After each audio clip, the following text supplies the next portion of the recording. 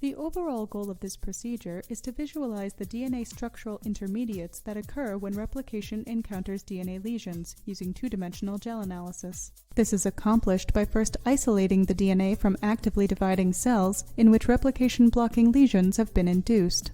Then, gel electrophoresis is used to separate the recovered DNA based on size. Next, the lanes are cut out and recast horizontally in a second gel that further separates DNA based on both size and shape.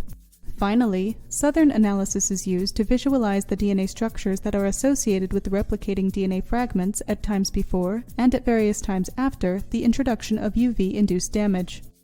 Ultimately, this procedure can be used to show that the inability to process DNA lesions in certain mutants results in accumulation of DNA repair intermediates.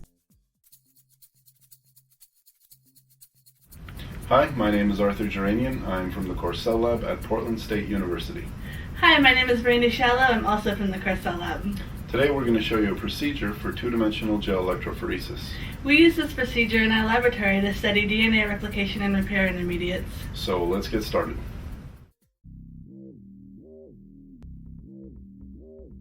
To begin this procedure, grow a 200 microliter overnight culture of E. coli containing the plasmid PBr322 in DGC Thigh medium with ampicillin at 37 degrees Celsius.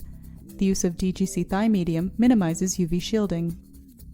Following overnight incubation, pellet the cells at 14,000 RPM for 30 seconds. Then resuspend the cell pellet in 200 microliters of DGC Thigh medium lacking ampicillin and inoculate 20 milliliters of DGC Thigh medium.